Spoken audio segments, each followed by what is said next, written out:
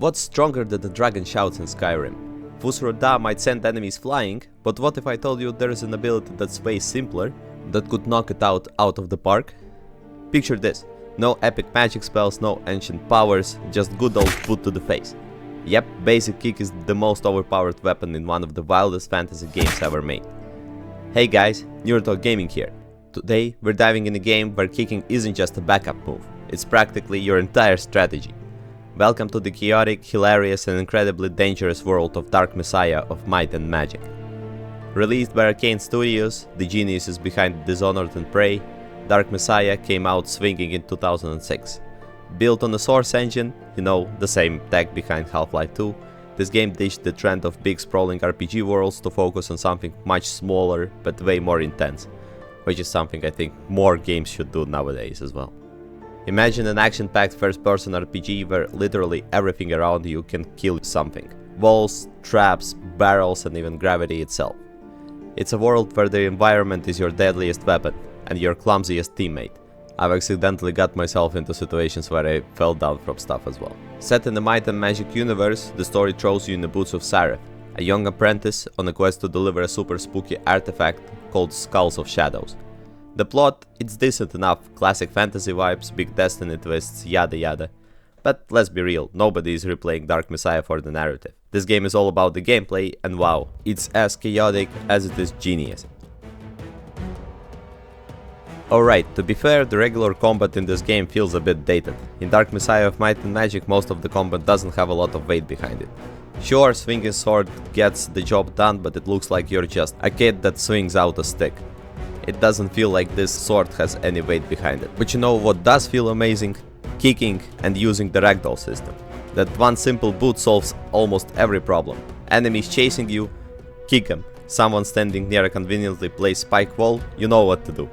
A bunch of goblins lined up near a cliff, line up your shot and boom, goblin bowling. It's ridiculous, it's over the top and it never really gets old. But here's the thing, the combat isn't just about the kicking, it's about how the game lets you use it. Dark Messiah is built on physics system that turns the environment into your playground. The game practically hands you a checklist of ways to creatively destroy your enemies, another action game that actually does it. Push a candelabra to drop onto someone's head? Check. Freeze the floor with an ice spell so they slide around like an idiot? Also check. Chuck a box across a room to knock out a goblin? Absolutely yes. It's like the game is daring you to find new ways to humiliate your enemies, and trust me, you'll rise up to the challenge. To be fair, there's very little to almost no games nowadays that replicate this kind of physics and combat. Most of the games, especially ones that are also RPGs, like Dark Messiah, have only HP bars and you cannot do much with the enemies. I mean, sure, you can push enemies off the cliff in Elden Ring, but it requires for the most part a very specific setup and implementation, while in Dark Messiah it's easy enough that you will be doing it all the time. Now, if kicking isn't your style, first of all, how dare you, but don't worry, the game's magic system is here to save your day. And while it might not be super weighty or as flashy compared to the modern games, it's still very good. Fireballs explode with just the right level of drama, lightning zaps the enemies with satisfying crackles, and then there's ice magic that allows you to do all kinds of stuff. Oh man, the ice magic. Freeze spells are basically Dark Messiah answer to banana peels. Cast one at enemies' feet and they'll flare around before sliding into the nearest hazard like medieval slapstick comedy routine. It's endlessly entertaining and it's another example of how this game loves physics. The spells aren't just for damage, they're tools to manipulate the battlefield and create absolute chaos. Honestly, Dark Messiah feels like a slapstick fantasy simulator, and I mean that as the highest compliment. It's chaotic, it's unpredictable and endlessly entertaining, and when you pair that with the spells that makes things slide, burn and explode, the result is combat that's less about precision and more about having a great time watching enemies meet their doom in increasingly creative ways. To be fair, I would call this game more of like a tavern brawl simulator rather than anything else. However, don't get me wrong, combat is punishing enough that sometimes you should be ready to reload couple times here and there, but it's not too brutal unless you put a very high difficulty. I just wish you could skip a couple spider levels. Now let's talk about the graphics and environments of Dark Messiah. It might not be the prettiest game by today's standards, but back in 2006, boy it was looking amazing. Especially magic and the monsters. I remember when I was a kid, I was really hoping I would get a hold on this disc so I could play it, because the spells there looked absolutely amazing for that age. Dark Messiah is a game that somehow manages to feel grounded and otherworldly at the same time. Arcane Studios, true to the form, didn't just make a dark and grim medieval world, they infused it with just the right amount of fantastical flair to keep the things interesting. One moment you're creeping through a shadowy, crumbling dungeon that feels straight out of a historical documentary, and the next, you're fighting demons in a mystical temple glowing with ancient magic. It's gritty, but it's also magical in a way that reminds you that this is fantasy, not just medieval misery. What really sells the environments is how much thought went into making them feel lived in. The castles you explore look like they've been through centuries of war, walls crumbling, banners torn, debris scattered everywhere. Dungeons feels appropriately dank and oppressive, with rusted chains and ancient bones scattered about.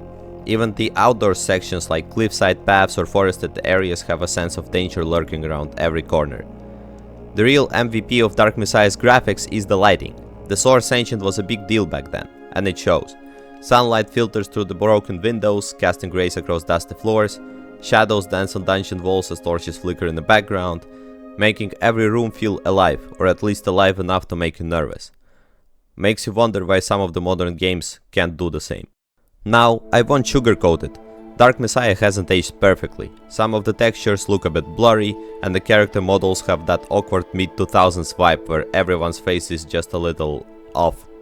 But somehow, that adds to the charm. It's like looking back at the old fantasy movie with practical effects. It might not be the cutting edge, but it has certain grit and authenticity that makes it stand out. Being set in the same world as Heroes of Might and Magic, it has all kinds of environments, monsters, races and other stuff. It has a very diverse cast of set pieces and environments for you to explore, which fits neatly with the fact that this game highly rewards exploration. Around nearly every corner there's something hidden, a stash of loot, a secret passage or even an alternate path to approach a mission. If you're the kind of player who loves poking around every nook and cranny, Dark Messiah is going to feel like a treasure hunt wrapped in an action RPG. The game's levels are packed with secrets that encourage curiosity. You might spot a suspiciously loose brick in a dungeon wall, and breaking it leads you to a hidden alcove with extra supplies, or maybe you notice a rope dangling overhead and realize you can climb it to a hidden platform with rare loot. These moments aren't just optional, they're some of the most satisfying parts of the game. Not only you can get some loot out of them, sometimes they also award you some skill points that help you to progress your character much faster than you would otherwise. Arcane Studios shows how to make you feel clever for finding these things, like the world is rewarding you for paying attention. You know what is the best part? This game has a simple inventory system and loot system where you can find better armor, rings and weapons that can make you overpowered really fast in the world. And the best ones can be found early in those secrets, like in the first 1 or 2 levels, which would make you go through the game with the breeze. At its core, Dark Messiah isn't just about fighting, it's about thinking. The secrets and hidden rewards scattered throughout the game encourage you to engage with the world.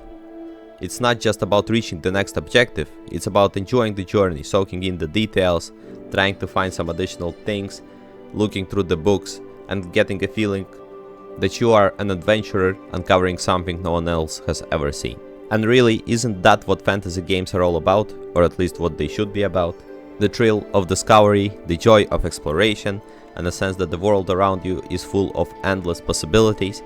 Dark Messiah nails that feeling and is a big part of why this game still stands out all these years later. Next up, I will briefly be discussing a story, so if you don't want any spoilers, go to here. At its core, Dark Messiah of Might and Magic tells a timeless fantasy tale brimming with prophecy, forbidden power, and an unwitting hero thrust into battle far beyond his understanding. You play as Sarep, a young apprentice trained in combat and magic by enigmatic wizard Fendring. At first, your mission seems simple enough: deliver the ancient artifact known as Skull of Shadows to an ally. But as it is often the case in epic tales, nothing is ever that straightforward. What begins as a delivery run unravels into griping story of a dark forces, ancient prophecies and destiny that's far more personal than Sarep could have imagined. A major highlight of the story is the tug of war between 2 women who deeply influence the Sarep path: Lyanna and Xana. Lyanna is the wizard's daughter and a beacon of goodness, represents purity and selfless duty. In contrast, Xana, a cunning and seductive demoness tethered to Sarep's very soul, embodies chaos, temptation and unrestrained power.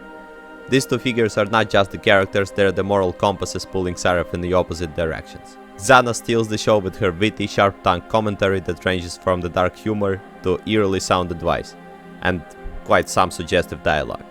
She's not your average villainous tempter, her motifs are layered and her relationship with Sareth evolves in surprising ways. The constant presence of Zana in Sareth's mind is a very big source of tension and entertainment during the playthrough. In a story twist that had no building up to at all, Sareth's personal struggles take a shocking turn when he discovers a secret that changes everything. He is not just an ordinary apprentice but son of Ka Beleth, the demon sovereign, a malevolent and all-powerful force within the might and magic universe. This revelation transforms Sareth from a mere pawn into a central figure in a cosmic struggle between light and dark. The narrative stakes skyrocket as Sareth's heritage ties him directly to the artifact he's been guarding, making his choices pivotal, not just for himself but for the entire world.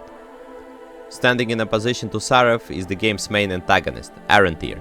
A necromancer of immense power, Arantir commands the death and dark magic with terrifying skill. But he's not just cartoonish villain, twirling his mustache, his motivations are complex. Arantir believes the Skull of Shadows and the demons it's tied to must be eradicated to preserve the world, even if his methods involve ruthless destruction. His actions are driving force behind much of the game's larger chaos, including devastating attacks on cities and bloody battles across Ashan. What starts as a personal journey transforms into something much grander. The twist surrounding Sareth's lineage and ever-growing conflict with Arantir, and the colossal stakes tied to Skull of Shadows elevate the story into true epic. Entire cities are reduced to rubble, armies clash in catastrophic battles, and the world itself teeters on the brink of annihilation. By the end of the game, in a regular fashion, you will choose between being a baddie, a bigger baddie, or a goodie character. The ending itself ain't getting any awards for originality, but that's, to be honest, is not the reason why you should be playing this game. Of course, the game isn't without its flaws, considering it released in 2006. The AI can be hilariously inconsistent, ranging from clever to comically brain-dead, and the character models and some of the graphics haven't aged gracefully, with stiff animations and bland expressions. The story, while engaging, sometimes feels rushed, and its pacing and the linearity of the levels can limit the sense of freedom. Yet these imperfections often add to the charm. The game thrives on its creativity, rewarding players who explore the environments, uncover secrets, and use the world itself as a weapon. It's a game where mistakes can lead to hilarity and victories feel earned through ingenuity. Ultimately, Dark Messiah remains a cult classic for a good reason. It's a reminder that the game doesn't have to be perfect to leave a lasting impression. Its bold design choices, from the physics-driven gameplay to its gritty yet fantastical aesthetic, make it a standout title that still holds up in many ways today. Whether you're here for a story, the chaotic combat, or the sheer joy of kicking enemies off the cliffs, Dark Messiah of Might and Magic is a wild, unforgettable ride that deserves a place in the gaming history. So, dust off your boots and give it a try. You might just rediscover the joy of pure, unfiltered chaos. Okay guys, this is Neurotalk Gaming signing off. Hope you enjoyed the video. If you did, please leave a like, subscribe and hit that bell icon. Good luck and have a kicking holiday.